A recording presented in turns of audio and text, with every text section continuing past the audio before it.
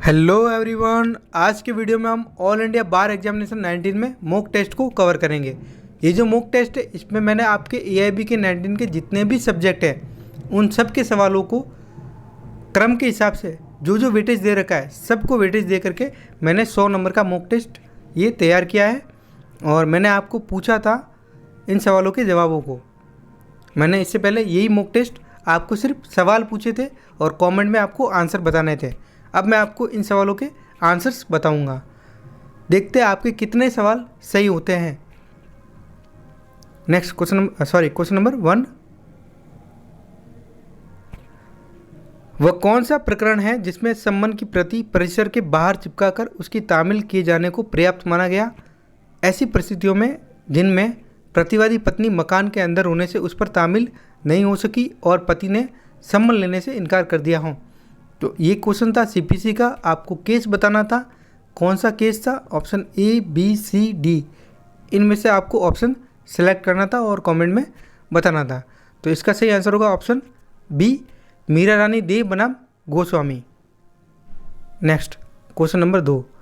भारतीय नागरिक सुरक्षा संहिता 2023 के तहत कौन सा दस्तावेज अपराध की शुरुआत की सूचना देता है? आपको इसका आंसर बताना था कमेंट में। Option A chargesheet, option B सम्मन, option C FIR, option D गवाही। तो इसका सही आंसर होगा option C FIR. Next question number 3। भारतीय नागरिक सुरक्षा संहिता 2023 के तहत दोषी व्यक्ति को जमानत देने की प्रक्रिया को सरल बनाया गया, लेकिन किन मामलों में इसे प्रतिबंधित यानी कि कठिन भी किया गया है?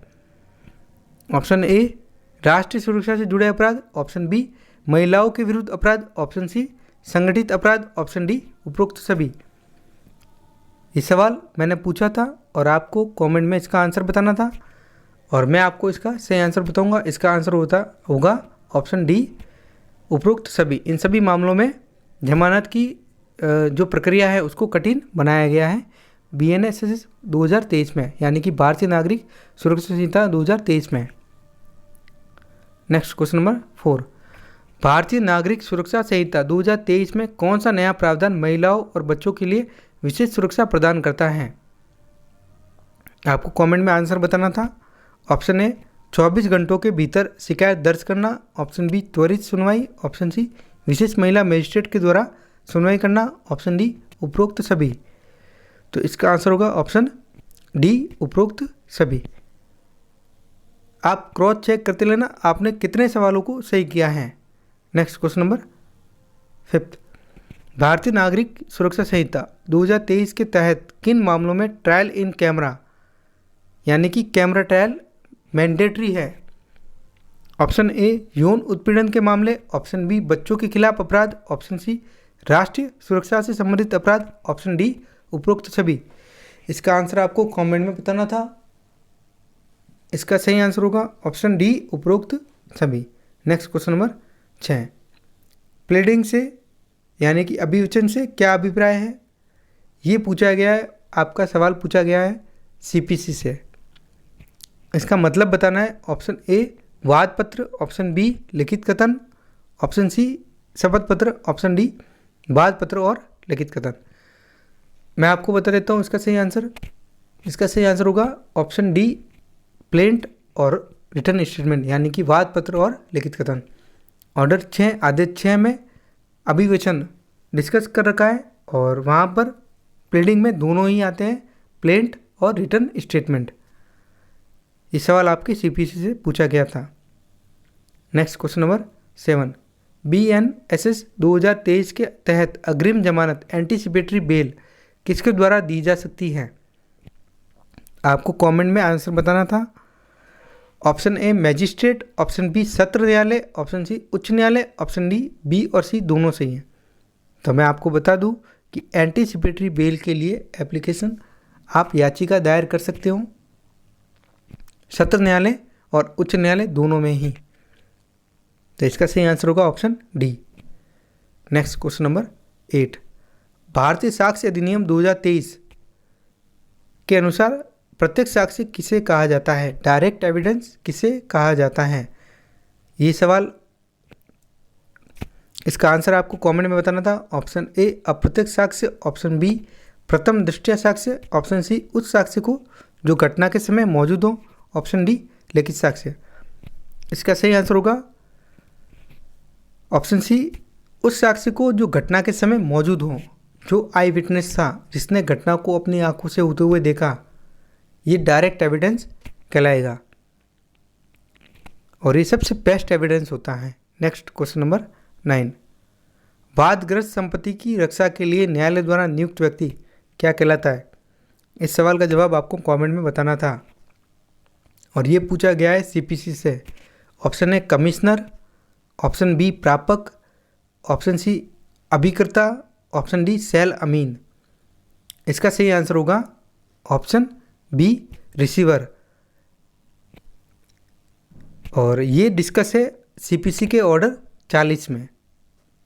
नेक्स्ट क्वेश्चन नंबर 10, आप क्रॉस चेक कर देना कितने सवाल आपके सही हो रहे हैं। भारतीय साक्ष्य अधिनियम 2023 के अनुसार विशेषज्ञ गवाही कब मानी जाती है? एक्सपर्ट ओपिनियन को कब लिया जाएगा? इसका आंसर आपको कमेंट में बताना था। ऑप्शन ए जब गवाह ने घटना देखी हो, ऑप्शन बी जब गवाह संबंधित क्षेत्र का विशेषज्ञ हो, ऑप्शन सी जब गवाह ने अभियुक्त को देखा हो, जब गवाह केवल परिस्थितिजन्य साक्ष्य प्रस्तुत करे। तो मैं आपको बताता हूँ बीएससी 2023 में एक्सपर्ट ओपिनियन का मतलब होता है कि जब गवाह संबंधित क्षेत्र का एक्सपर्ट हो। ये जरूरी नहीं है कि उसके पास में कोई डिग्री हो, उसको बस विशेष ज्ञान होना चाहिए उस क्षेत्र का। ऑप्शन बी इसका सही आंसर होगा। नेक्स्ट क्वेश्चन नंबर 11, भारतीय साक्ष्य अधिनियम 2023 के अनुसार किस स्थिति में गवाह को पक्षद्रोही यानी कि हॉस्टाइल माना जाता है? इसका आंसर आपको कमेंट में बताना था। ऑप्शन ए जब वह गवाही देने से इनकार कर दे, ऑप्शन बी जब वह अपनी पूर्ववर्ती गवाही को बदल दे, ऑप्शन सी जब वह प्रतिवादी के पक्ष में बोले, ऑप्शन डी जब उसे पुलिस बुलाए। तो कब हॉस्टाइल होगा गवाह, आपको बताना है। गवाह हॉस्टाइल होगा जब वह अपने पूर्व में दिए गए बयानों से पलट जाता है। जिसको गवाही देने के लिए बुलाया है वो अपनी गवाही पलट दे तो उसे कहेंगे हॉस्टाइल विटनेस। ऑप्शन बी इसका सही आंसर होगा और ये क्वेश्चन पूछा भी जाता है। नेक्स्ट क्वेश्चन नंबर 12, भारतीय साक्ष्य अधिनियम 2023 के अनुसार मृत्यु से पूर्व दिए गए बयान को क्या कहा जाता है? इसका आंसर आपको कमेंट में बताना था। ऑप्शन ए सुनी सुनाई बात, ऑप्शन बी प्रत्यक्ष साक्ष्य, ऑप्शन सी मृत्यु पूर्व कथन, ऑप्शन डी परिस्थिति साक्ष्य। इसका सही आंसर होगा डाइंग डिक्लेरेशन, जो कि इंडियन एविडेंस एक्ट 1872 की सेक्शन 32 में डिस्कस है और बीएसए की सेक्शन 26 हो सकती है मेरे हिसाब से। डाइंग डिक्लेरेशन दे रखा है वहाँ पर। नेक्स्ट क्वेश्चन नंबर 13, अंतराभिवचनीय वाद यानी कि इंटर प्लीडर सूट से अभिप्राय है? इसका आंसर आपको कमेंट में बताना था। ऑप्शन ए किसी वाद का वादी एवं प्रतिवादी के बीच होना, ऑप्शन बी किसी वाद का केवल वादियों के बीच होना, ऑप्शन सी किसी वाद का केवल प्रतिवादियों के बीच होना, ऑप्शन डी उपरोक्त में से कोई नहीं। ये सवाल पूछा गया है सीपीसी से और इंटर प्लीडर सूट दे रखा है ऑर्डर 35 में और सेक्शन 88 ऑफ सीपीसी 1908 में। जिसका मतलब होता है कि ऐसा वाद जो केवल दो प्रतिवादियों के बीच में होता है। जब मैंने आपको सीपीसी कवर करवाई थी उसमें मैंने अच्छे से ये कवर करवाया था। इंटर प्लीडर सूट क्या होता है? दो प्रतिवादियों के बीच में वाद होता है। Next question number 14, supreme court ने किस मामले में ये घोषित किया कि अनुच्छेद 368 के तहत संशोधन शक्तियाँ भी न्यायिक समीक्षा के अधीन है? आपको केस बताना था कमेंट में। ऑप्शन ए गोलकनाथ बनाम पंजाब राज्य, ऑप्शन बी केशवानंद भारती बनाम केरल राज्य, ऑप्शन सी मिनर्वा मिल्स बनाम भारत संघ, ऑप्शन डी इंदिरा नेहरू गांधी बनाम राजनारायण। तो इसका आंसर होगा ऑप्शन सी, मिनर्वा मिल्स बनाम भारत संघ का मामला, जिसमें ये सुप्रीम कोर्ट ने बोला कि अनुच्छेद 368 के तहत संशोधन की शक्तियाँ जुडिशियल रिव्यू के अधीन होगी। नेक्स्ट क्वेश्चन नंबर 15, महिलाओं के कार्यस्थल पर यौन उत्पीड़न के खिलाफ सुरक्षा के लिए दिशा निर्देश यानी कि गाइडलाइन किस मामले में दी गई? आपको केस कमेंट में बताना था। ऑप्शन ए विशाखा बनाम राजस्थान राज्य, ऑप्शन बी गोलकनाथ बनाम पंजाब राज्य, ऑप्शन सी मेनका गांधी बनाम भारत संघ, ऑप्शन डी एसआर बॉम्बे बनाम भारत संघ। तो ये केस था विशाखा बनाम राजस्थान राज्य, ऑप्शन ए, जिसमें गाइडलाइन जारी की थी सुप्रीम कोर्ट ने। नेक्स्ट क्वेश्चन नंबर 16, भारतीय न्याय संहिता BNS 2023 में दंड के प्रावधानों में कौन सा नया प्रावधान जोड़ा गया? आपको कमेंट में आंसर बताना था। ऑप्शन ए सामुदायिक सेवा, ऑप्शन बी साधारण कारावास, ऑप्शन सी कठोर कारावास, ऑप्शन डी संपत्ति की जब्ती। तो इसका सही आंसर होगा ऑप्शन ए, कम्युनिटी सर्विस को एज ए पनिशमेंट जोड़ा गया है BNS 2023 में। ये एक नया प्रोविज़न लेकर के आए हैं। नेक्स्ट क्वेश्चन नंबर 17, भारतीय न्याय संहिता 2023 कौन सी संहिता है? इसका आंसर भी आपको कमेंट में बताना था। ऑप्शन ए दूसरी संहिता, ऑप्शन बी पहली संहिता, ऑप्शन सी तीसरी संहिता, ऑप्शन डी विधेयक संख्या 1। तो BNS 2023 ये सेकंड संहिता है, क्योंकि इसका पहला बिल जो रखा गया था मानसून सत्र में 11 अगस्त 2023 को जब पारित नहीं हुआ, तो दूसरी बार 12 दिसंबर 2023 को दूसरा विधेयक रखा गया शीतकालीन सत्र में। तो इसलिए ये वहाँ से पारित हो गया था, इसलिए ये सेकंड संहिता है। ऑप्शन ए इसका सही आंसर होगा। नेक्स्ट क्वेश्चन नंबर 18, अस्थायी व्यादेश के बारे में व्यवस्था सिविल प्रक्रिया संहिता के आदेश कौन से आदेश में दे रखी है? तो टेम्परेरी इंजेक्शन के बारे में कहाँ प्रोविज़न दे रखे हैं, कौन से ऑर्डर में? आपको कमेंट में आंसर बताना था। Option A order 38, option B order 39, option C order 40, option D उपरोक्त में से कोई नहीं। तो इसका सही आंसर है ऑप्शन बी, ऑर्डर 39 में टेम्परेरी इंजेक्शन के बारे में बताया गया है CPC में। 38 में अरेस्ट बिफोर जजमेंट और अटैचमेंट बिफोर जजमेंट का प्रोविज़न दे रखा है, और ऑर्डर 40 में रिसीवर के बारे में प्रावधान दे रखे हैं। नेक्स्ट क्वेश्चन नंबर 19, भारतीय न्याय संहिता 2023 में कुल कितने अपराधों में सजा के प्रावधानों को बढ़ाया गया है? तो पनिशमेंट इनहेंस की गई है। कितने अपराधों में आपको बताना है। ऑप्शन ए बताना था कमेंट में, option A 20, option B 25, option C 30, option D 33। तो इसका सही आंसर होगा ऑप्शन डी, 33 अपराधों में सजा के प्रावधानों को बढ़ाया गया। नेक्स्ट क्वेश्चन नंबर 20, भारतीय न्याय संहिता 2023 क्या है? BNS 2023 क्या है? ऑप्शन ए आपराधिक मौलिक कानून, ऑप्शन बी आपराधिक प्रक्रिया कानून, ऑप्शन सी सिविल मौलिक कानून, ऑप्शन डी उपरोक्त में से कोई नहीं।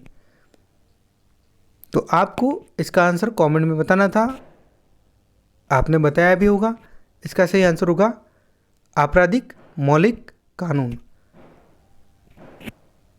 डिटेल में नहीं जाएंगे क्योंकि मैंने इस पर अलग से वीडियो बना रखा है। अगर आपने नहीं देखा हो तो आप EIB ऑनलाइन क्लास प्लेलिस्ट बना रखी है, उसमें जा कर के सारे वीडियो आप देख सकते हो। सभी पर मैंने वीडियो बनाया है। EIB 19 में जितने सब्जेक्ट हैं सिलेबस में, सब पर मैंने वीडियो बनाया है।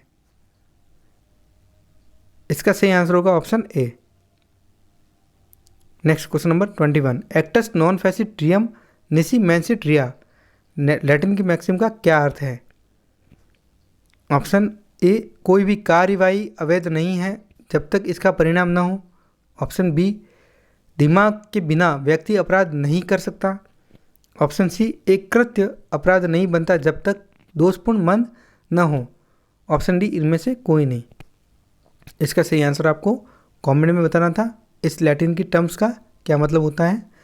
तो इसका मतलब होता है, इसका सही आंसर होगा ऑप्शन सी, खाली कार्य किसी को अपराध नहीं बनाता और जब तक कि मेंसरिया ना हो। तो अपराध के लिए गिल्टी एक्ट और गिल्टी माइंड दोनों का होना ही जरूरी है।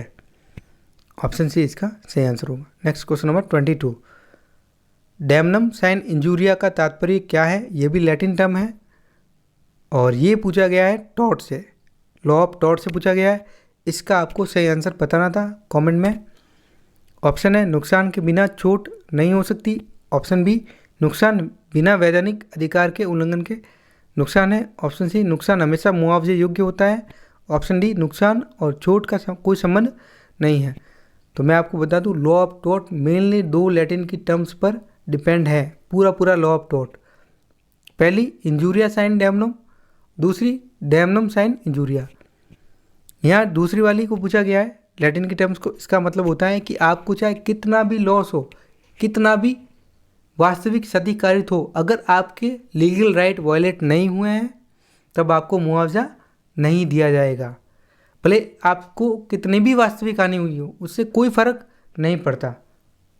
लेकिन इसके जस्ट पहली वाली जो लैटिन की मैक्सिम है इंजूरिया साइन डैमनम, उसमें ये बोला गया है कि अगर आपके लीगल राइट वायलेट हुए हैं तब आपको मुआवजा दिया जाएगा, भले ही आपको वास्तविक कुछ भी हानि नहीं हुई हो, 1 रुपये की भी आपको हानि नहीं हुई हो, लेकिन अगर आपके लीगल राइट वायलेट हो गए हैं तब आपको मुआवजा दिया जाएगा।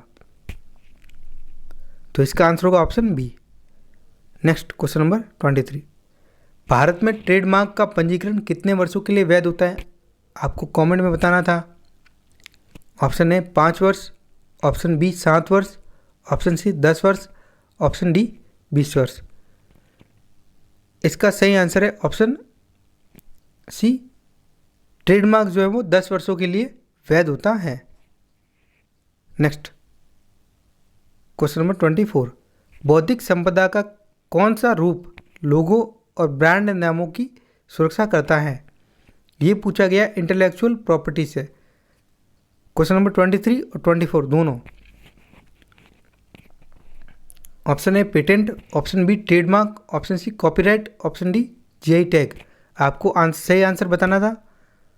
इसका सही आंसर होगा option B trademark. Next question number 25, चारभुजा एक छोटा सा कस्बा है, वहाँ एक सार्वजनिक मंदिर है जिसकी संपत्ति को उसी गांव का एक व्यक्ति क्षतिग्रस्त करने वाला है। गांव के निवासी उस व्यक्ति के विरुद्ध स्थायी व्यादेश का वाद लाना चाहते हैं। क्या वाद में गांव के सभी लोगों को पक्षकार बनाया जाना आवश्यक है अथवा उनकी ओर से कुछ व्यक्ति प्रतिनिधिवाद यानी कि रिप्रेजेंटेटिव सूट ला सकते हैं?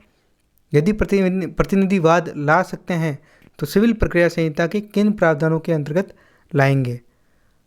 ये सीपीसी से पूछा गया है और क्वेश्चन में ही बोल दिया रिप्रेजेंटेटिव सूट।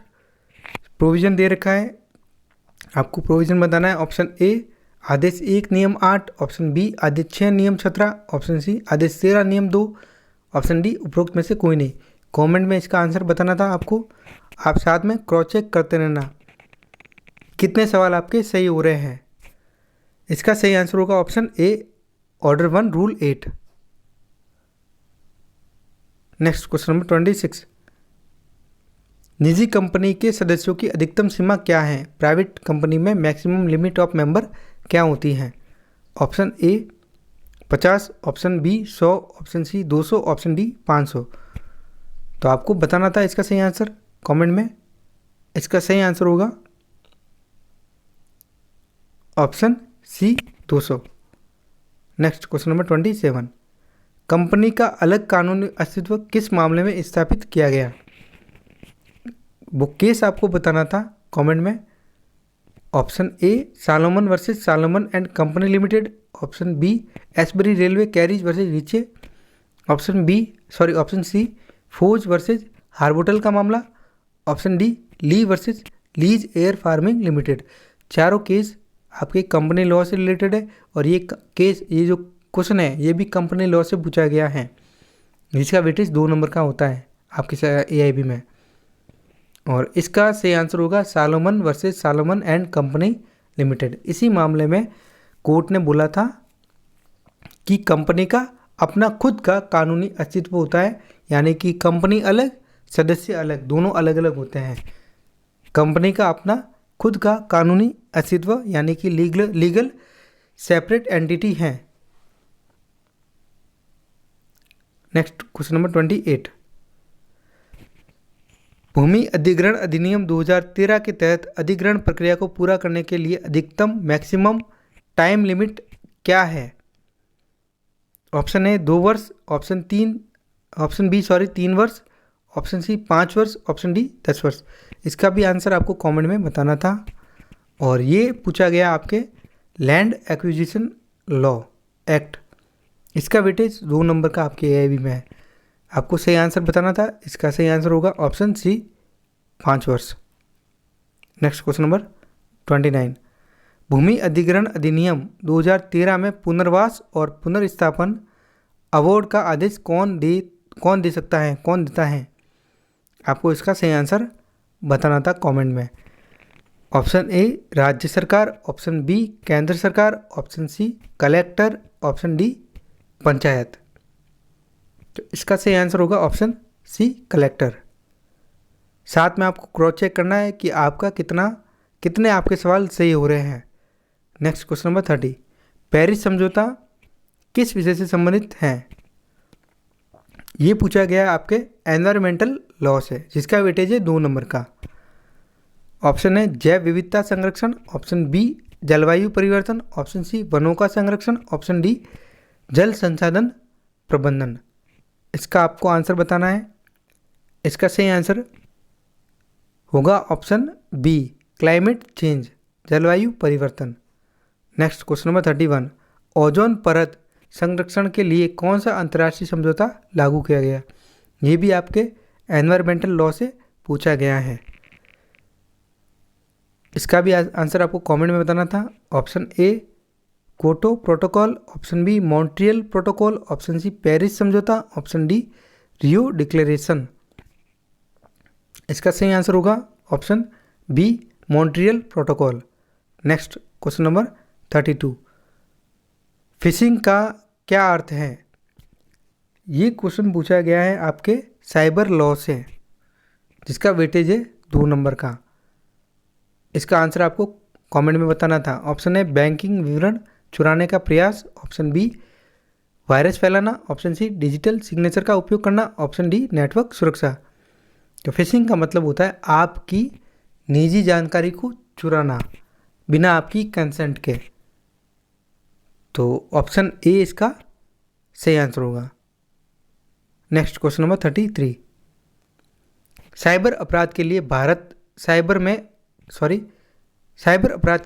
में साइबर सुरक्षा घटनाओं से निपटने के लिए आपातकालीन उपाय क्या हैं? आपको इसका आंसर कमेंट में बताना था। Option A NIA, option B CERTN, option C RBI, option D CBI।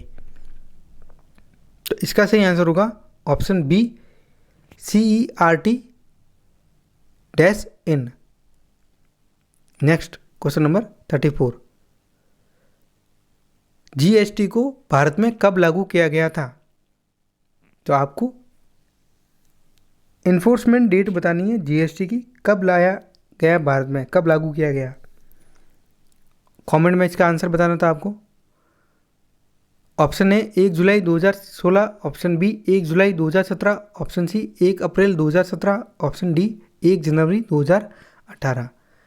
तो इसका सही आंसर होगा ऑप्शन बी 1 जुलाई 2017। साथ में आप क्रॉस चेक करते रहना कितने सवाल आपके सही हो रहे हैं। Next question number 35। आयकर अधिनियम 1961 के तहत करदाताओं की कुल आय को कितने भागों में विभाजित किया गया है? तो ये पूछा गया टैक्सेशन लॉ से, जिसका वेटेज है 4 नंबर का। Option A 3, option B 4, option C 5, option D 6। तो कुल हेड होते हैं इनकम टैक्स एक्ट 1961 में 5 प्रकार के। ऑप्शन सी इसका सही आंसर होगा। House property head, salary head, profit from business और कैपिटल गेन हेड, उसके बाद अदर सोर्सेज, ये 5 हेड होते हैं। नेक्स्ट क्वेश्चन नंबर 36, केंद्रीय प्रत्यक्ष कर बोर्ड CBDT का मुख्य कार्य क्या है? आपको कमेंट में आंसर बताना था।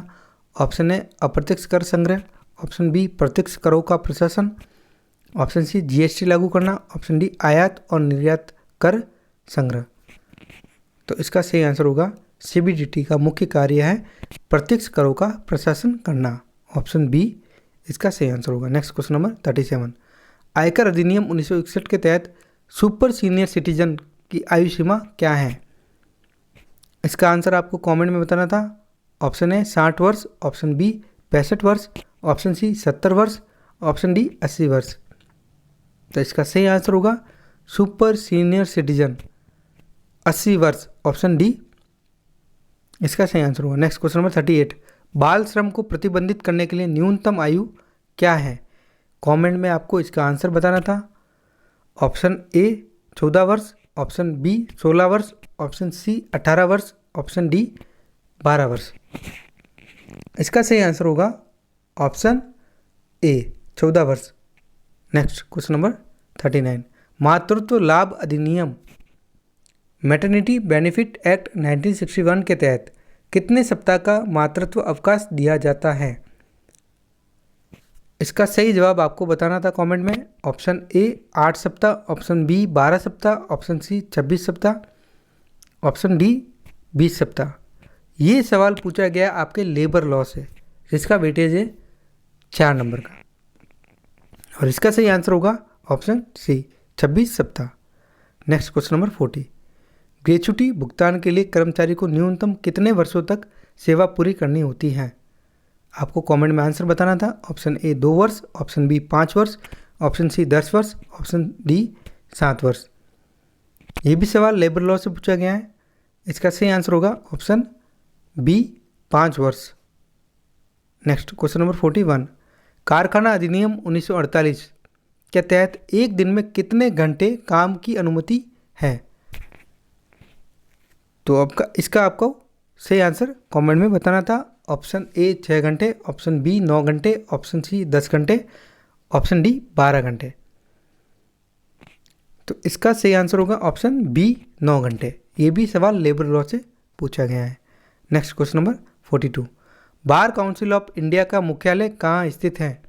आपको सही आंसर कमेंट में बताना था। Option A Delhi, option B Mumbai, option C Kolkata, option D Chennai. तो BCI का हेडक्वार्टर है ऑप्शन ए दिल्ली में। नेक्स्ट क्वेश्चन नंबर 43, ये आपके एडवोकेट एक्ट से पूछा गया है और इसका वेटेज है 4 नंबर का। क्वेश्चन नंबर 43, अधिवक्ता अधिनियम के अनुसार एक व्यक्ति को अधिवक्ता के रूप में प्रवेश प्राप्त करने के लिए न्यूनतम आयु क्या होनी चाहिए? आपको एज बतानी थी कमेंट में। ऑप्शन ए 18 वर्ष, ऑप्शन बी 21 वर्ष, ऑप्शन सी 23 वर्ष, ऑप्शन डी 25 वर्ष। तो इसका सही आंसर होगा ऑप्शन बी 21 वर्ष। नेक्स्ट क्वेश्चन नंबर 44, अधिवक्ता अधिनियम 1961 के अनुसार अधिवक्ता को 2 श्रेणियों में बांटा गया है। ये श्रेणियाँ कौन सी हैं? आपको आंसर कमेंट में बताना था। ऑप्शन ए सीनियर और जूनियर अधिवक्ता, ऑप्शन बी उच्च न्यायालय और निचली न्यायालय के अधिवक्ता, ऑप्शन सी वरिष्ठ अधिवक्ता और अधिवक्ता, ऑप्शन डी प्रैक्टिसिंग और नॉन प्रैक्टिसिंग अधिवक्ता। तो इसका सही आंसर होगा ऑप्शन सी वरिष्ठ अधिवक्ता और अधिवक्ता। अगर आपको इस मॉक टेस्ट की PDF चाहिए तो आप मुझे कमेंट बॉक्स में मेंशन कर सकते हो, मैं आपको प्रोवाइड करवा दूंगा विथ आंसर्स। इसका सही आंसर होगा option C. Next question number 45, bar council of India BCI के कितने सदस्य होते हैं? कमेंट में आपको आंसर बताना है। Option A 10, option B 18, option C 20, option D 25। तो इसका सही आंसर होगा ऑप्शन बी 18 सदस्य होते हैं। नेक्स्ट क्वेश्चन नंबर 46, प्रशासनिक विधि का उद्भव किस देश में हुआ था? ये पूछा गया है प्रशासनिक विधि से, जिसका वेटेज है 4 नंबर का। तो प्रशासनिक विधि भारत में किस देश से आई है? ऑप्शन है Bharat, option B America, option C France, option D England. इसका सही आंसर आपको कमेंट में बताना था। इसका सही आंसर होगा option C France. Next question number 47, rule of law का क्या अर्थ है? ऑप्शन ए सरकार कानून से ऊपर है, सभी कानून विधायिका द्वारा बनाए जाते हैं। ऑप्शन सी कानून के समक्ष सभी समान है। ऑप्शन डी न्यायपालिका कानून लागू नहीं कर सकती। सही आंसर आपको बताना है कमेंट में। तो इसका सही आंसर होगा ऑप्शन सी कानून के समक्ष सभी समान है। नेक्स्ट क्वेश्चन नंबर 48, प्रशासनिक विधि किन 3 सिद्धांतों पर आधारित है? तो एडमिनिस्ट्रेटिव लॉ के 3 सिद्धांत आपको बताने थे कमेंट में। ऑप्शन है प्राकृतिक न्याय, शक्ति पृथक्करण, न्यायिक सक्रियता। ऑप्शन बी कानून का शासन, प्राकृतिक न्याय, न्यायिक समीक्षा। ऑप्शन सी विधायी शक्तियाँ, प्रशासनिक नियंत्रण, कानूनी औचित्य। ऑप्शन डी संवैधानिकता, विधायिका, न्यायपालिका। तो प्रशासनिक विधि के 3 सिद्धांतों को आपको बताना है। सही आंसर इसका होगा option B rule of law, natural justice और जुडिशियल रिव्यू।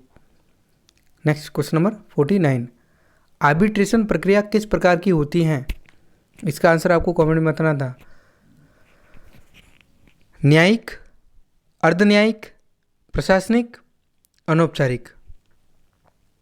इसका सही आंसर होगा option B quasi judicial. Next question number 50, कौन सा अधिनियम आर्बिट्रेशन एंड कंसिलिएशन एक्ट 1996 से पहले भारत में लागू था? ऑप्शन है arbitration act 1940, option B conciliation act 1960, option C Indian contract act 1872, option D companies act 1956। तो आपको इसका सही आंसर बताना था कमेंट में। इसका सही आंसर होगा ऑप्शन ए आर्बिट्रेशन एक्ट 1940। अगर आपको इन सवालों की पीडीएफ चाहिए विथ आंसर्स मैं आपको प्रोवाइड करवा दूंगा। आप कमेंट में मेंशन कर देना, साथ में जवाब के साथ आप कमेंट में मेंशन कर देना, मैं आपको प्रोवाइड करवा दूंगा। नेक्स्ट क्वेश्चन नंबर 51, आर्बिट्रेशन समझौते को किस प्रकार किया जा सकता है? तो इसका सही जवाब आपको कमेंट में बताना है। ऑप्शन ए मौखिक रूप से, ऑप्शन बी लिखित रूप से, ऑप्शन सी केवल अनुमान के माध्यम से, ऑप्शन डी पक्षकारों की सहमति से। तो इसका सही आंसर होगा ऑप्शन बी लिखित रूप से। साथ में आप क्रॉस चेक करते रहना कितने सवालों के जवाब आपने सही किए हैं। Next question number 52, fast track arbitration के तहत कार्रवाई कितने समय के भीतर समाप्त होनी चाहिए? कमेंट में आपको आंसर बताना है। ऑप्शन ए 6 महीने, ऑप्शन बी 12 महीने, ऑप्शन सी 18 महीने, ऑप्शन डी 24 महीने। इसका सही आंसर होगा ऑप्शन ए 6 महीने। नेक्स्ट क्वेश्चन नंबर 53, भारत में सबसे पहले जनहित याचिका का विचार किसके द्वारा लाया गया? PIL से पूछा गया है सवाल, जिसका वेटेज आपके एग्जाम में 4 नंबर का है। कमेंट में आपको आंसर बताना है।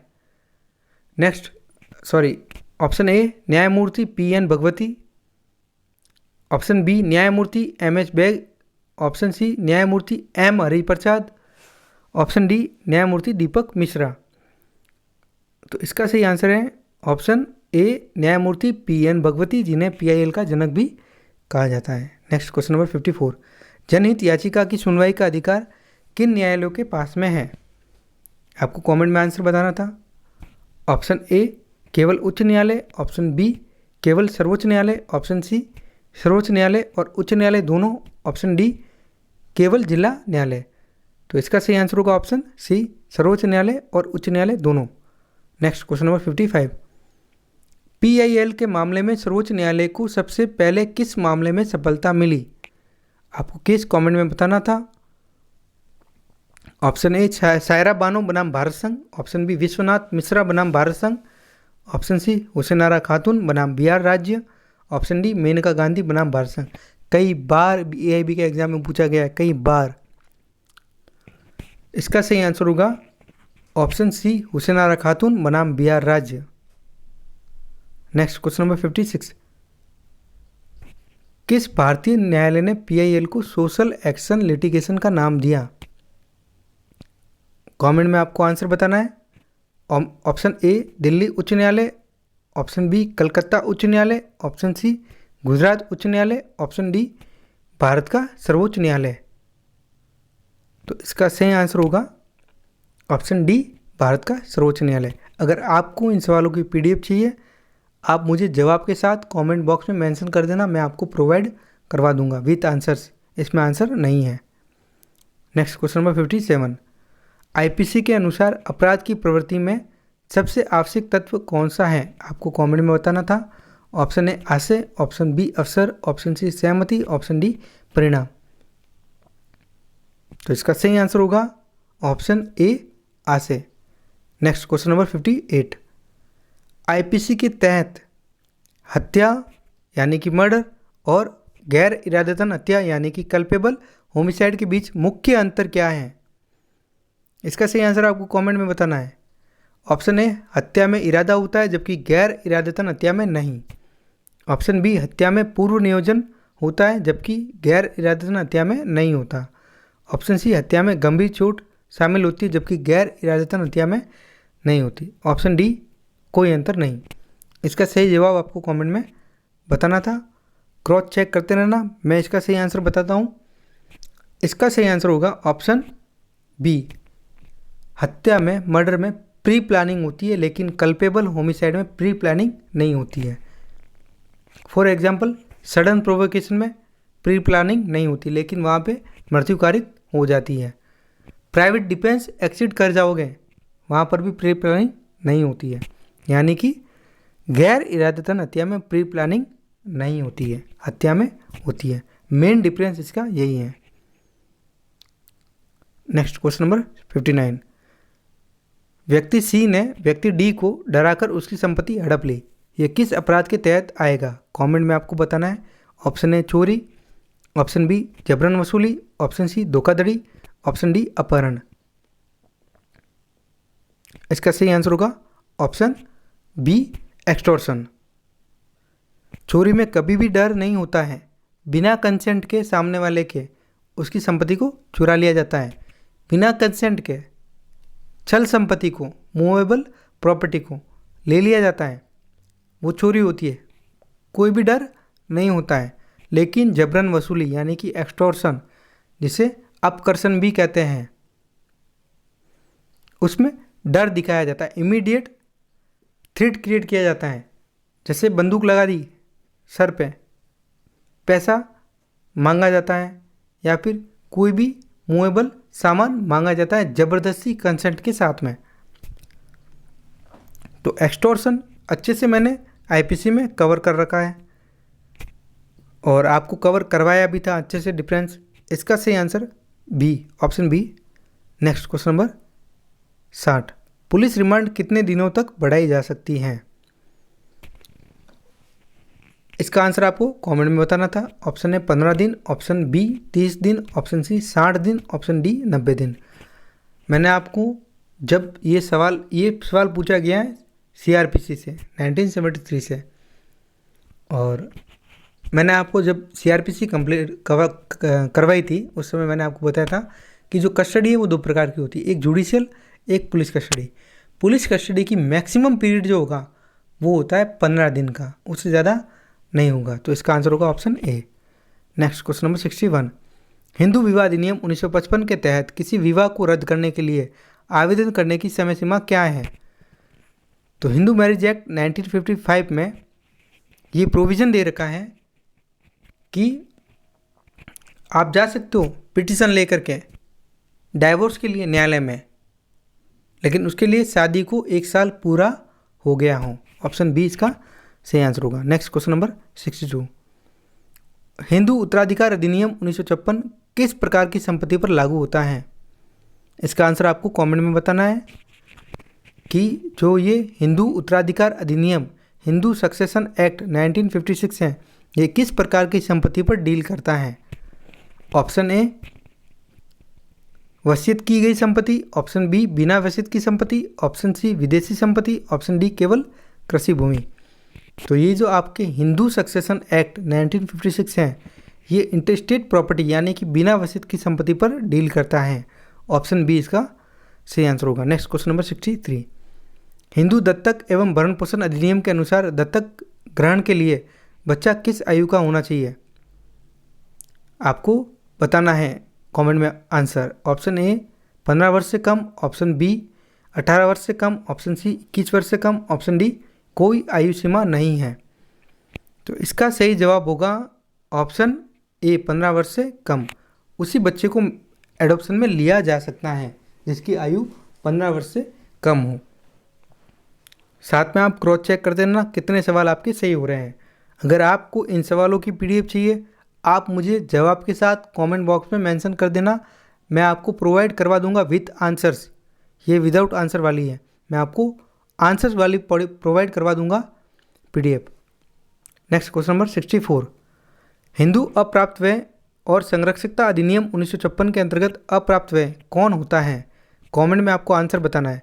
ऑप्शन ए 15 वर्ष से कम आयु का व्यक्ति, ऑप्शन बी 18 वर्ष से कम आयु का व्यक्ति, ऑप्शन सी 21 वर्ष से कम आयु का व्यक्ति, ऑप्शन डी 16 वर्ष से कम आयु का व्यक्ति।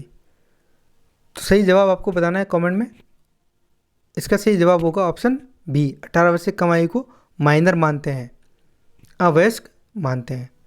नेक्स्ट क्वेश्चन नंबर 65, सुन्नी संप्रदाय में, ये मुस्लिम लॉ से पूछा गया है, सुन्नी संप्रदाय में निकाह कितने प्रकार के होते हैं? Option A 2, option B 3, option C 4, option D 5। इसका सही जवाब आपको कमेंट में बताना है। इसका सही जवाब होगा ऑप्शन बी, 3 प्रकार के विवाह जो है, निकाह जो है बताए गए हैं सुन्नी लॉ में। अब सुन्नी लॉ में 3 प्रकार के विवाह, एक वैध विवाह, दूसरा फासिद विवाह इर्रेगुलर मैरिज, तीसरा बातिल विवाह।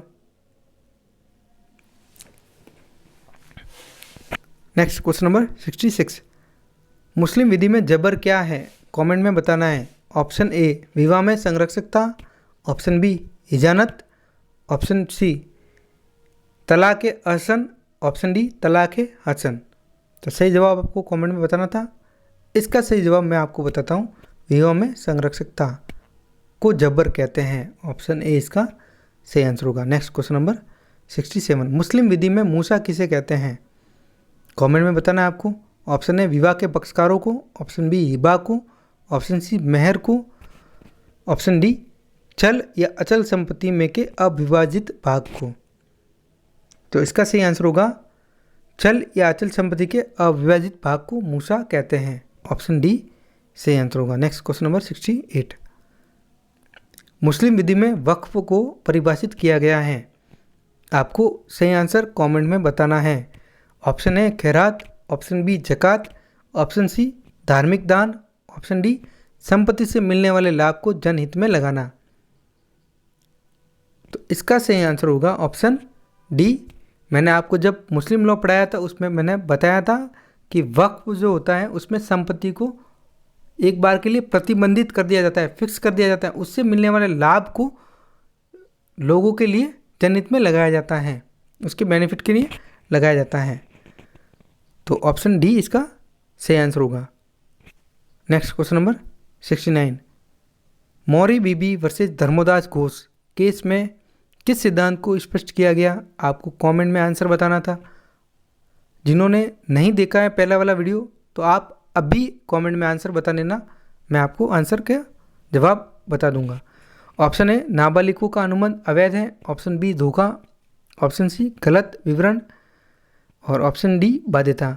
तो मौरी बीबी वर्सेस धर्मोदास घोष का जो मामला है बहुत ही फेमस केस है कॉन्ट्रैक्ट का, और इसका सही जवाब है कि किसी भी माइनर के साथ आप कॉन्ट्रैक्ट नहीं कर सकते हैं। ऑप्शन ए इसका सही आंसर होगा। नेक्स्ट क्वेश्चन नंबर 70, राम ने श्याम से अपनी बग्गी बेचने का प्रस्ताव दिया। श्याम ने उस प्रस्ताव को स्वीकार भी कर लिया, लेकिन यह शर्त रखी कि वह बग्गी को अगले महीने में लेगा। क्या ये एक वैध अनुबंध होगा? आपको कमेंट में आंसर बताना है, साथ में क्रॉस चेक भी करोगे। ऑप्शन है हाँ क्योंकि प्रस्ताव को स्वीकार किया गया, नहीं क्योंकि श्याम ने प्रस्ताव को शर्त के साथ स्वीकार किया गया। किया है? ऑप्शन सी हाँ, यह एक वैध अनुबंध होगा। ऑप्शन डी नहीं, यह अनुबंध अनिवार्य रूप से अमान्य होगा। तो जब मैंने आपको कॉन्ट्रैक्ट वाला वीडियो कवर करवाया था, सब्जेक्ट कवर करवाई थी, उसमें मैंने बताया था कि प्रस्ताव की स्वीकृति में जो स्वीकृति दी जाएगी वो बिना शर्त के दी जाएगी। अगर शर्त के साथ दी जाती है तो फिर वो एग्रीमेंट बनेगा ही नहीं। तो जब एग्रीमेंट ही नहीं बनेगा तो कॉन्ट्रैक्ट भी नहीं बनेगा। तो इसका सही आंसर होगा ऑप्शन बी नहीं, क्योंकि श्याम ने प्रस्ताव को शर्त के साथ स्वीकार किया।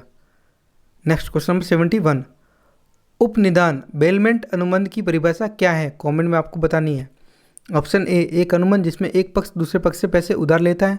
ऑप्शन बी, एक अनुबंध जिसमें एक पक्ष दूसरे पक्ष को अपनी वस्तु अस्थायी रूप से संभालने के लिए देता है। ऑप्शन सी, एक अनुबंध जिसमें एक पक्ष दूसरे से वस्तु खरीदता है। ऑप्शन डी, एक अनुबंध जिसमें दोनों पक्ष किसी वस्तु का स्वामित्व साझा करते हैं। आपको कमेंट में आंसर बताना है। इसका सही आंसर होगा ऑप्शन बी, बेलमेंट का अनुबंध होता है जिसमें एक व्यक्ति टेम्परेरी तौर पर पोजीशन किसी दूसरे व्यक्ति को देता है। फॉर एग्जांपल, किसी की बाइक मांग के लेकर के जा रहे हो, ये एक बेलमेंट का कॉन्ट्रैक्ट है। नेक्स्ट क्वेश्चन नंबर 72, संपत्ति अंतरण अधिनियम 1882 के अनुसार अनुयोज्य दावे यानी कि एक्शनेबल क्लेम क्या है? आपको कमेंट में आंसर बताना है। ऑप्शन ए, संपत्ति अंतरण का एक प्रकार है। ऑप्शन बी, बंधक का एक प्रकार है। ऑप्शन सी, प्रतिभूत ऋण है। ऑप्शन डी, अप्रतिभूत ऋण है। जब मैंने आपको transfer of property act cover करवाई थी, उसमें मैंने बोला था एक्शनेबल क्लेम ऐसा दावा होता है जिसमें ऋण दिया जाता है बिना किसी सिक्योरिटी के। जब बिना कोई सिक्योरिटी के है तो आप कैसे वसूलोगे? न्यायालय से ही वसूलोगे। और इसका सही आंसर होगा ऑप्शन डी, अप्रतिभूत यानी कि अनसिक्योर्ड डेट। ऑप्शन डी, अप्रतिभूत ऋण। नेक्स्ट क्वेश्चन नंबर 73, संपत्ति अंतरण अधिनियम 1882 के अनुसार दोहरी संभावनाओं के विरुद्ध नियम को किस केस में प्रतिपादित किया गया था? इसको आपको आंसर बताना है कमेंट में। Option A, R versus Smith. Option B, R versus Ratten. Option C, हिरवी versus Mitchell. Option D, SB versus White. दोहरी संभावनाओं के विरुद्ध नियम को प्रतिपादित किया गया था हिरवी वर्सेस मिचेल के केस में। ऑप्शन सी इसका सही आंसर होगा। आपको साथ में क्रॉस चेक भी करना है कितने सवाल आपके सही हो रहे हैं मॉक टेस्ट में। नेक्स्ट क्वेश्चन नंबर 74, संपत्ति अंतरण अधिनियम 1882 के अनुसार बंधक में क्या अंतरित होता है? ऑप्शन ए, कमेंट में आपको आंसर बताना है, स्वामित्व का अंतरण, ऑनरशिप का ट्रांसफर। ऑप्शन बी, राइट अधिकारों का अंतरण। ऑप्शन सी, कब्जे पोजीशन का ट्रांसफर। ऑप्शन डी, हित यानी कि इंटरेस्ट का ट्रांसफर। तो जब मैंने आपको transfer of property act cover करवाया था, उसमें मैंने आपको बताया था कि सेल में स्वामित्व का अंतरण होता है और बंधक में, दोनों चैप्टर पास में ही है, सेल वाला और बंधक। Chapter 3 sale, chapter 4 of TPA mortgage. तो बंधक वाले चैप्टर में ये बोला गया है कि इसमें इंटरेस्ट का ट्रांसफर होगा, हित का अंतरण होगा। ऑप्शन डी इसका सही आंसर होगा। नेक्स्ट क्वेश्चन नंबर 75, विनिर्दिष्ट अनुतोष अधिनियम 1963 किस विषय से संबंधित है? ऑप्शन ए, संविदा का सामान्य प्रवर्तन। आपको कमेंट में आंसर बताना है। ऑप्शन बी, विशिष्ट प्रवर्तन, निषेधाज्ञा और रद्दीकरण। ऑप्शन डी, दंड प्रक्रिया। ऑप्शन डी, संपत्ति का हस्तांतरण। इसका सही जवाब होगा option B, specific performance injunctions and cancellation. Next question number 76, परक्राम्य लिखित अधिनियम 1881 में कितने प्रकार के परक्राम्य लिखितों का उल्लेख किया गया है? तो नेगोशिएबल इंस्ट्रूमेंट एक्ट 1881 में आपको बताना है कितने प्रकार के परक्राम्य लिखित हैं। Option A 1, option 2, option B 2, option C 3, option D 4। सही जवाब आपको कमेंट में बताना है। इसका सही जवाब होगा ऑप्शन सी, 3 प्रकार के इंस्ट्रूमेंट होते हैं। पहला बिल ऑफ एक्सचेंज, दूसरा चेक और तीसरा promissory note. Next question number 77, magistrate की प्रक्रिया क्या कहलाती है जिसमें प्रथम दृष्टि में अपराध का अनुमान लगाया जाता है? ये सवाल पूछा गया है CRPC 1973 से। ऑप्शन ए सुनवाई, आपको आंसर बताना है कमेंट में। Option B FIR, option C संज्ञान लेना, ऑप्शन डी चार्जशीट। इसका सही जवाब होगा ऑप्शन सी संज्ञान लेना। और ऐसा संज्ञान धारा 190 CRPC में मैजिस्ट्रेट लेता है जब मैजिस्ट्रेट के सामने चार्जशीट आ जाती है। नेक्स्ट क्वेश्चन नंबर 78, किसे कॉग्निजेबल ऑफेंस अपराध माना जाता है? ऑप्शन ए जिसमें पुलिस बिना वारंट के गिरफ्तारी कर सके, ऑप्शन बी जिसमें न्यायालय अनुमति देता है, ऑप्शन सी जिसमें गिरफ्तारी के लिए वारंट आवश्यक हो, ऑप्शन डी जिसमें अपराध आर्थिक हो।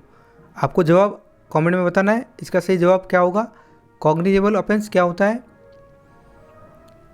इसका सही जवाब होगा ऑप्शन ए, पुलिस बिना वारंट के गिरफ्तारी कर सकती है, यानी कि कॉग्निजेबल ऑफेंस ये भी पूछा गया है CRPC 1973 से।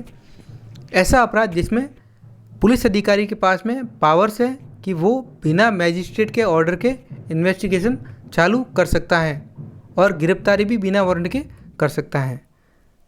नेक्स्ट क्वेश्चन नंबर 79, कौन सा व्यक्ति किसी भी आपराधिक मामले में जमानत के लिए आवेदन कर सकता है? तो आपको इसका सही आंसर बताना है। ऑप्शन ए केवल आरोपी, ऑप्शन बी आरोपी का परिवार, ऑप्शन सी आरोपी का वकील, ऑप्शन डी कोई भी सक्षम व्यक्ति। इसका सही आंसर होगा ऑप्शन ए केवल आरोपी। नेक्स्ट क्वेश्चन नंबर 80, आरोप पत्र यानी कि चार्जशीट कब दायर किया जाता है? आपको कमेंट में आंसर बताना है। ऑप्शन ए अन्वेषण पूरा होने के बाद, ऑप्शन बी गिरफ्तारी के समय, ऑप्शन सी गिरफ्तारी के तुरंत बाद, ऑप्शन डी न्यायालय की अनुमति मिलने के बाद। तो इसका सही आंसर होगा ऑप्शन ए अन्वेषण पूरा होने के बाद। आप साथ में क्रॉस चेक करते रहना कितने सवाल आपके सही हो रहे हैं, जितने सही होंगे उतना ही आपका परसेंटेज बढ़ता जाएगा AIB की क्वालिफिकेशन के लिए। और एक मैं बात आपको बता दूं, अगर आपको इन सवालों की PDF चाहिए तो मैं आपको प्रोवाइड करवा दूंगा। आप जवाब के साथ मुझे कमेंट बॉक्स में मेंशन कर देना, विथ आंसर्स वाली मैं आपको PDF प्रोवाइड करवा दूंगा। नेक्स्ट क्वेश्चन नंबर 81, सीमा को एक गैर संज्ञेय अपराध में पुलिस ने गिरफ्तार किया। पुलिस ने उसे बिना मैजिस्ट्रेट की अनुमति के गिरफ्तार किया था। क्या यह गिरफ्तारी वैध मानी जाएगी? आपको इसका आंसर बताना है। हाँ, पुलिस किसी को भी गिरफ्तार कर सकती है। नहीं, गैर संज्ञेय अपराध में मजिस्ट्रेट की अनुमति अनिवार्य है। यह अपराध की गंभीरता पर निर्भर करता है। यह केवल उच्च न्यायालय की अनुमति से। आपको कमेंट में आंसर बताना है। 81 का आंसर होगा ऑप्शन बी, नहीं, क्योंकि नॉन कॉग्निजेबल ऑफेंस में मैजिस्ट्रेट के आदेश से ही इन्वेस्टिगेशन चालू होता है और विद वारंट ही गिरफ्तारी होती है, विदाउट वारंट नहीं होती है। नेक्स्ट क्वेश्चन नंबर 82, संविधान सभा की पहली बैठक कब हुई थी? आपको जवाब बताना है कमेंट में। ऑप्शन है 26 नवंबर 1949, ऑप्शन बी 9 दिसंबर 1946, ऑप्शन सी 15 अगस्त 1947, ऑप्शन डी 26 जनवरी 1950। इसका सही जवाब होगा ऑप्शन बी 9 दिसंबर 1946 को संविधान सभा की पहली बैठक हुई थी, जिसके टेम्परेरी अध्यक्ष थे डॉक्टर सच्चिदानंद सिन्हा।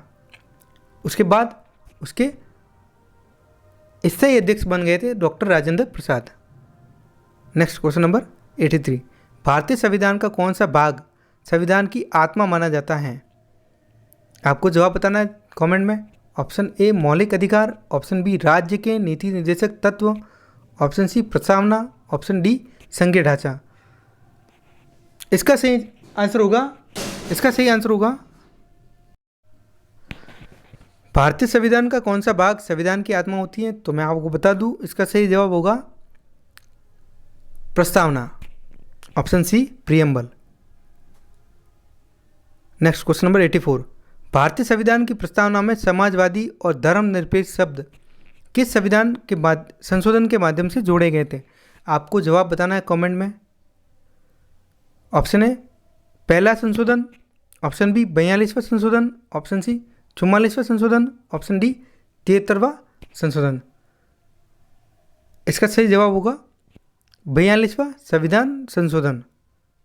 नेक्स्ट क्वेश्चन नंबर 85, भारतीय संविधान की प्रस्तावना में कौन से 4 प्रमुख आदर्शों का उल्लेख किया गया है? कमेंट में आपको आंसर बताना है।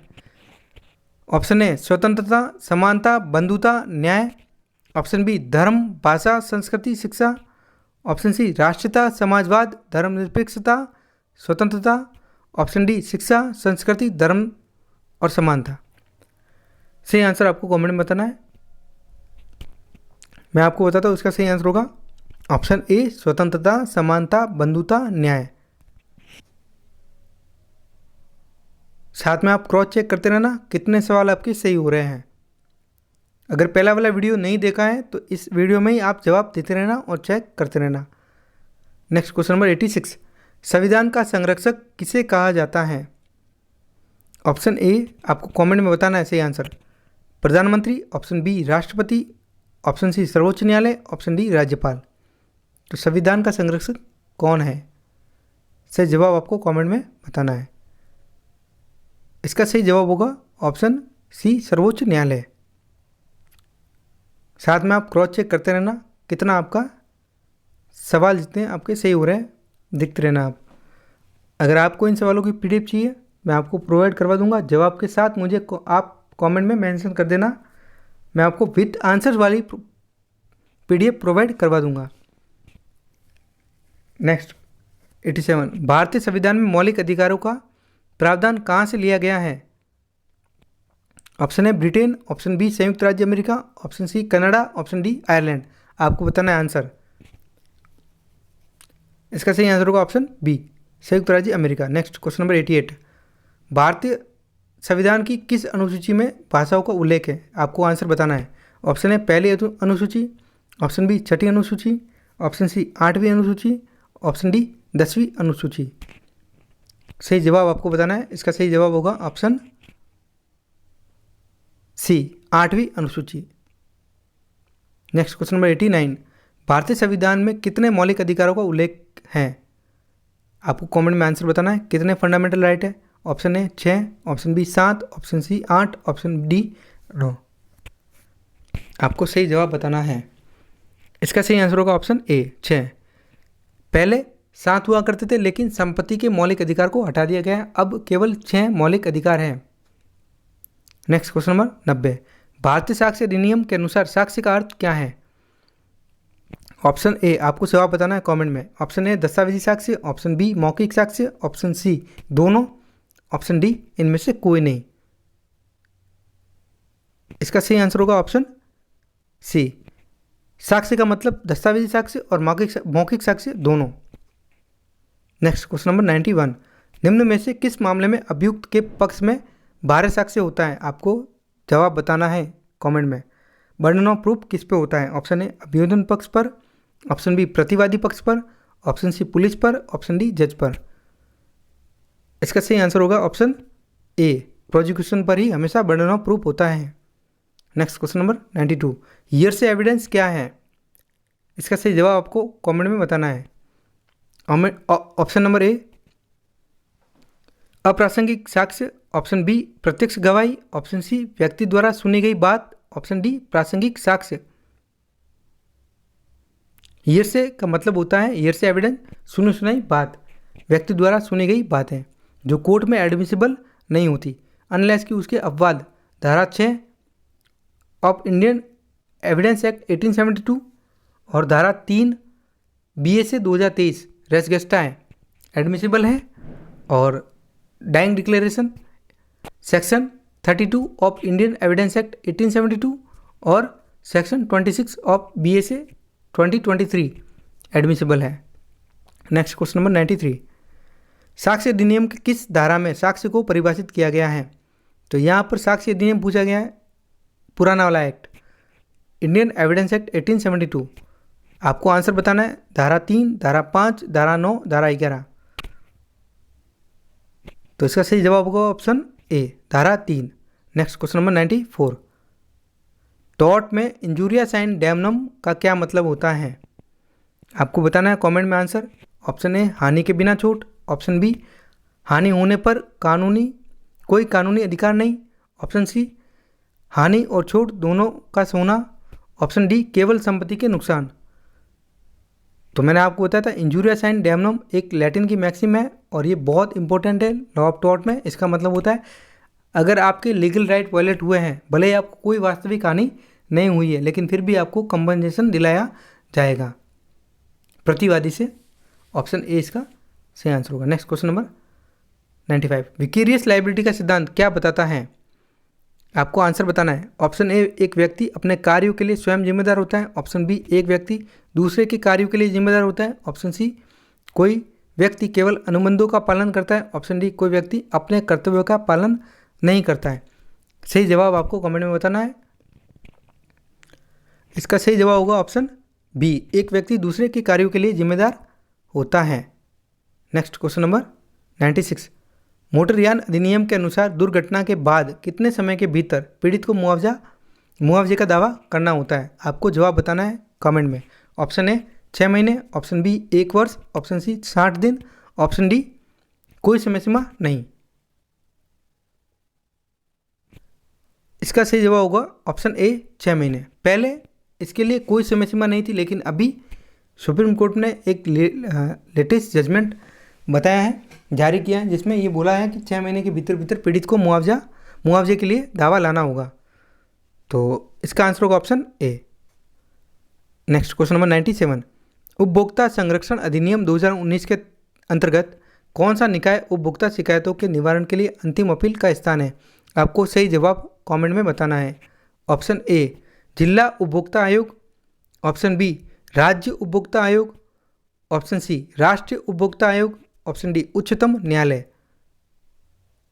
इसका सही जवाब होगा option D supreme court.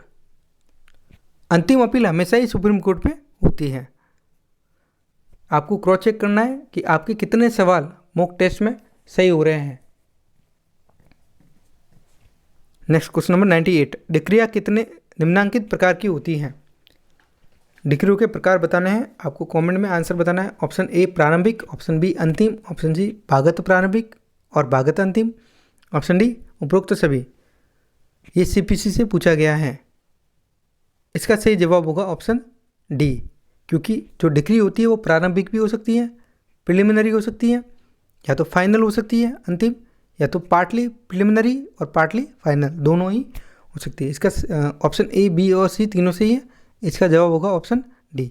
Next question number 99, मध्यवर्ती लाभ मीन्स प्रॉफिट का अर्थ क्या है? ये भी पूछा गया सीपीसी से, अक्सर पूछा जाता है एआईबी के एग्जाम में, अक्सर पूछा जाता है।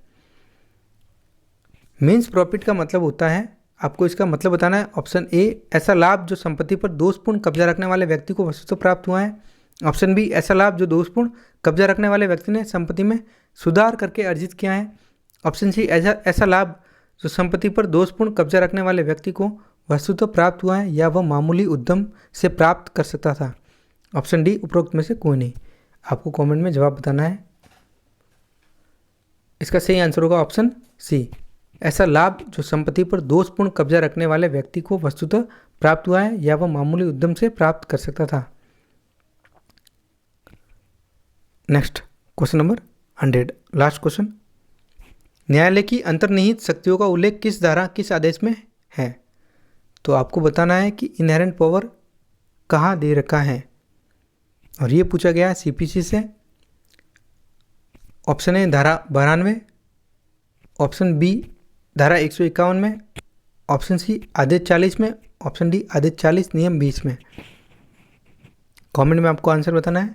इनहेरेंट पावर सेक्शन 151 में दे रखे हैं। ऑप्शन बी इसका सही आंसर होगा। ये थे आपके मॉक टेस्ट के 100 क्वेश्चंस 100 नंबर के। एआईबी की जितनी सब्जेक्ट थी सबसे मिला के मैंने इसमें सवाल डाल रखे हैं, और आपने आई होप कि आपने अच्छा रेस्पॉन्स दिया होगा। और अगर आपको इन सवालों की पीडीएफ चाहिए तो आप मुझे जवाब के साथ कमेंट बॉक्स में मुझे मेंशन कर देना, मैं आपको प्रोवाइड करवा दूंगा विथ आंसर्स वाली पीडीएफ। ये विदाउट आंसर वाली है, मैं आपको आंसर के साथ में पीडीएफ प्रोवाइड करवा दूंगा।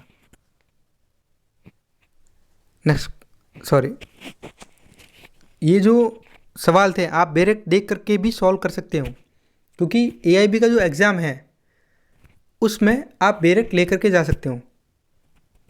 और कुल 19 सब्जेक्ट हैं, सभी के बेरेक्ट आप लेकर के जा सकते हो विदाउट शॉर्ट नोट वाले। आप देख के सवाल को सॉल्व कर सकते हो। धन्यवाद।